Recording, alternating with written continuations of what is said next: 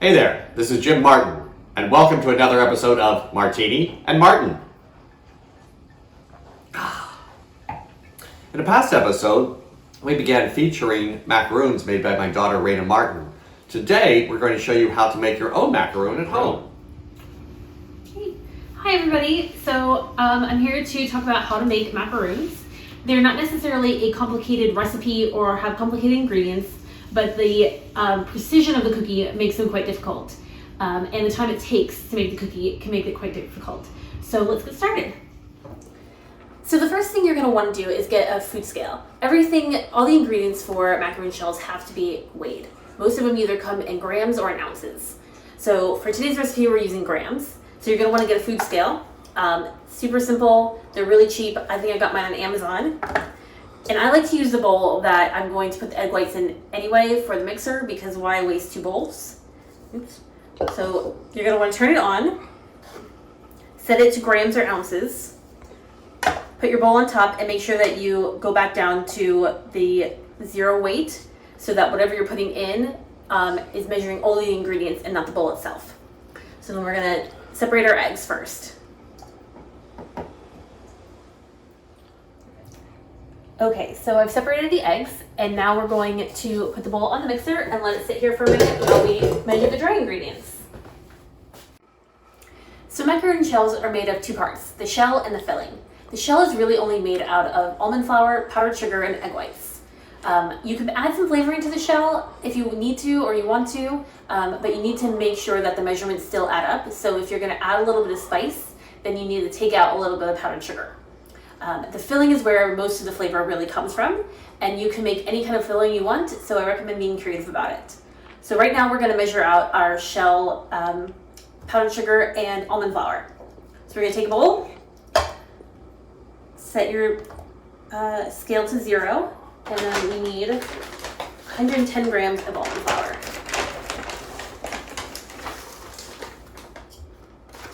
About how many macaroons will this recipe make? This recipe will probably make about 20 macaroons. Okay. One flour. And then we need 200 grams of powdered sugar. So for this recipe, we're actually going to make a chocolate shell. So we're going to take out 2 tablespoons of the powdered sugar and replace it with 2 tablespoons of our cocoa powder. Alright, so since we need to take out 2 tablespoons,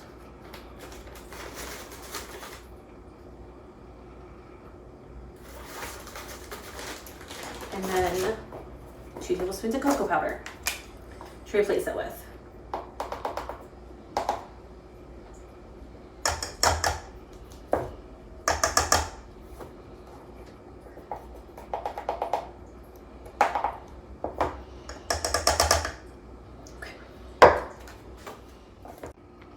So to get the almond flour and the powdered sugar nice and fine, we're going to put it in the food processor first and just really get it pretty fine, and then we're going to sift it. So we're going to start with the almond flour. So we're just going to sift the powdered sugar and the cocoa powder into the almond flour, and we're going to do this a few times just to really get it nice and fine. And if you have a better sifter than this one, by all means, please use it, because this is not the best sifter in the planet. Yeah, sorry, that's my fault. I don't sift that often. It does give you a nice hand workout, though, I suppose, if you really need to strengthen your palms.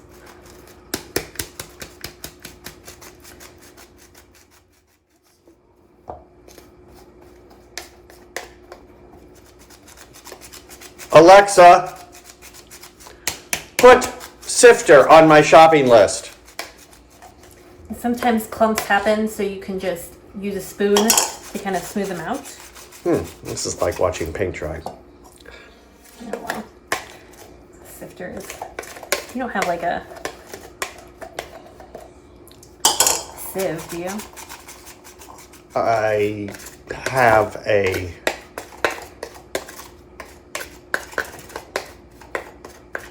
thing that I filter the chocolate martinis through. I know it might be a little too small for this. So I'm sifting it for the final time. I've sifted it 3 times now, and just to make sure that it's super fine for it to mix in with the egg whites. So I totally lied to y'all, and I told you that the shells were only made of 3 ingredients. They're actually out of 5. I forgot the granulated sugar and the cream of tartar. So we're going to measure out the sugar now, and then we're going to start with the egg whites. So I need 50 grams of granulated sugar.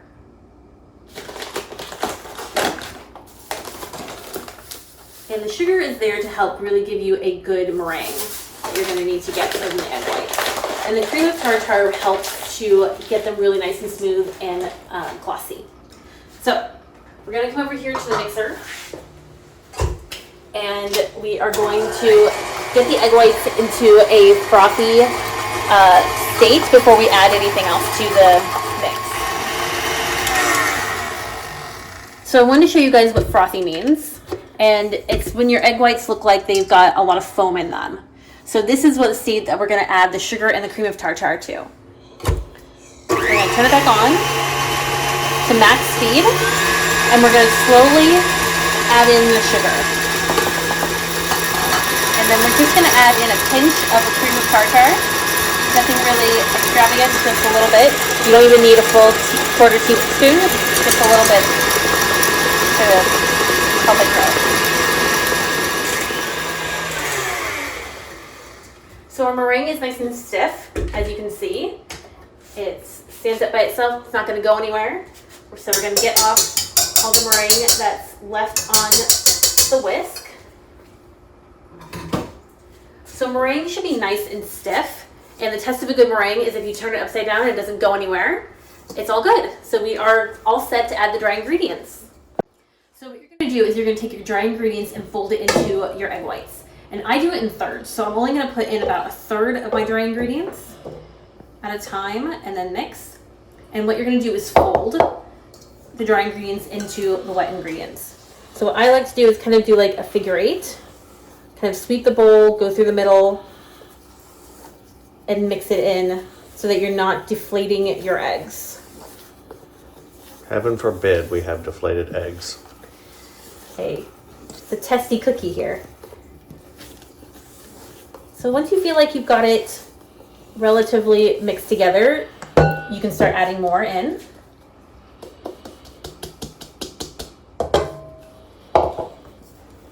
And you're looking for what they call a lava consistency. You can kind of pull up your egg whites or your mix, and you can form a figure 8 in it. And I'll show you what that means when we get that. So if you can see this, if I lift up my spatula, I can kind of make it drip a little bit and in a circle or a figure 8, and that's when you know you're pretty well set. Okay, so the next part is to pipe out our cookies. You can use a regular pipe bag, or I have this handy dandy little contraption that you stick the batter into, and then you lid it, and then you squeeze it out in your nice little circles. For me, this is a lot easier, but a regular piping bag works just fine. So, off the mat. So what you're going to need also is a silicone mat or parchment paper. You always want to pipe, you never want to pipe directly onto the pan itself, or your cookies will stick. So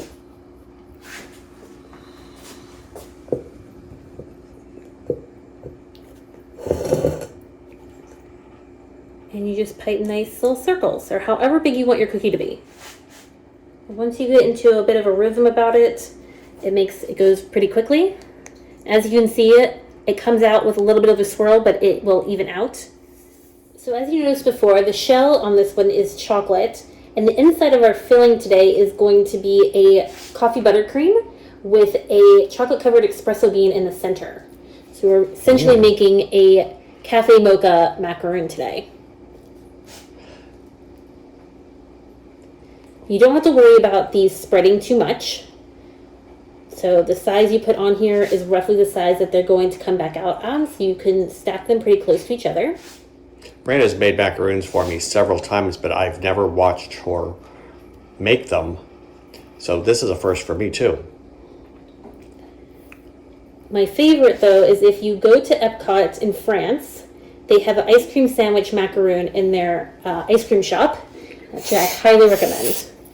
They usually only have 2 flavors, but they do have seasonal flavors. So in the fall, they have a pumpkin one, and in the summer, they have a strawberries and cream. So if you're ever in France at Epcot, go check them out. So once you're done piping your shells, the last thing you're going to do is you're going to take the pan and hit it on the table. This helps get out the air bubbles. So all of that meringue that you just made up, all of that nice fluffy things that you folded your stuff into, you're going to beat it out. And then you let it sit. You let it sit so that it gets a nice film on the top of it so you can put your finger on it and you won't get batter on you. And that takes about 30 minutes to an hour before you can actually bake these. So we're gonna let them sit and wait, and then we'll come back. Okay, so our macaron shells are ready and dry. As you can see, I can tap them a little bit and nothing comes off on the finger. So they are ready. They're gonna go into the oven at 300 degrees for 17 minutes. And luckily, I've got a double oven so I can put them in separately. So we are ready to make our buttercream that's gonna go as our filling for the macaroons. And it's going to be a chocolate coffee buttercream. So we're going to start with a cup of butter. So we've got that nice and whipped up in there. And essentially buttercream is just powdered sugar and butter with whatever kind of flavoring you want to add. So we're just going to slowly add in the powdered sugar and the chocolate powder.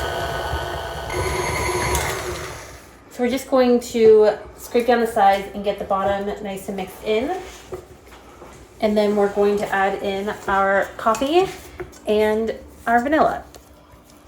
Okay, so we're getting ready to add the coffee. And I never have coffee hanging around, but I have tons of K-cups. So I just open up a K-cup and use that as my coffee powder. So this recipe takes 1.5 teaspoons.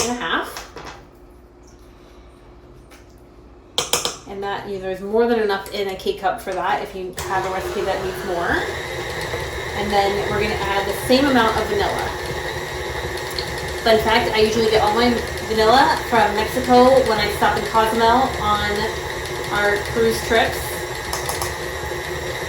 They have vanilla readily available and it's actually really good quality vanilla.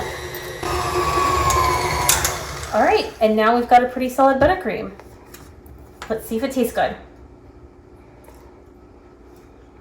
Can I taste some? Yeah, put it on a spoon. Did you take some? Yeah, a little. Does it need more coffee? I think it needs more coffee. Uh-huh. All right, let's add some more coffee.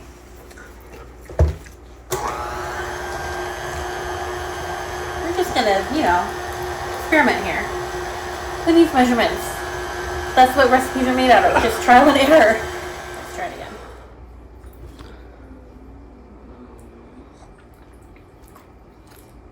Yeah, now I can taste coffee. You want to try? Too much. Yummy. Good? Mm-hmm.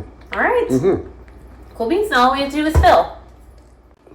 Okay, so now we're going to fill our piping bag. And you can use a Ziploc bag if that's all you got. But if you've got a nice piping bag, you're going to go ahead and stick this part of the coupler in your bag all the way down as far as you can to the end. I'm using a rather large one just to help with the process. And then your tip goes on the outside. And then the second half of your coupler goes on top of that just to hold it into place. Now, a trick I learned is to use a cup to help you fill. You stick the coupler end in there, and then you kind of spread it out over the cup. Kind of narrow bag.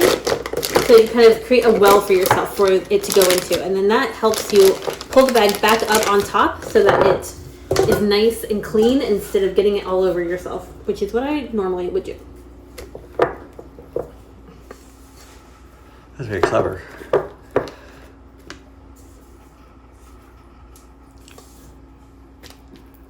Just kind of pile it in there, and then we just raise this back up,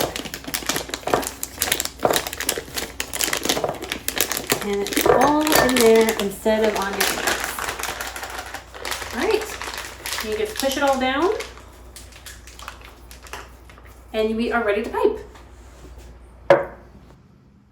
Okay, so it looks like we're about done.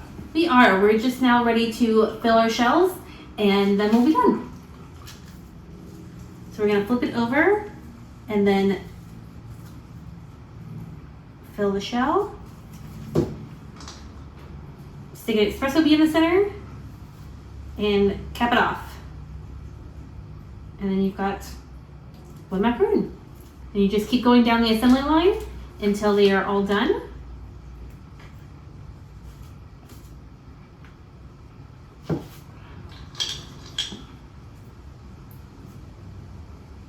And we are ready to eat. Here you go. Oh, great, thank you. Mmm. Wow. Again, these are very delicious. These are really good. Well, Reyna, thank you so much. This was a great lesson. I had no idea you knew how to do all of this. And I'm hoping you'll join me on some future episodes of Martini and Martin. Absolutely. Thank you so much.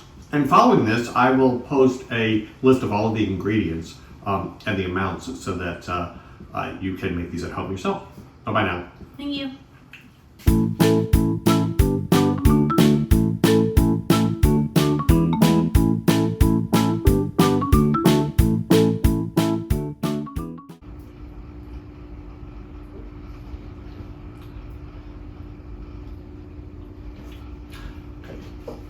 I think we had a sneak peek of Reyna in a previous episode, but I really never fully introduced you to her. So this is my daughter, Reyna Martin. I've never been in any of your episodes.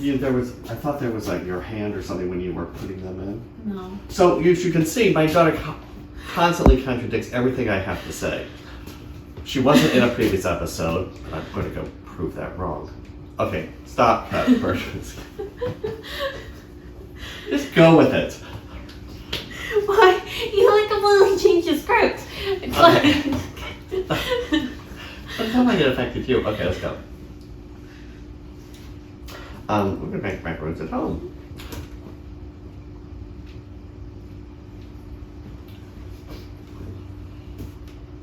Okay, this is my so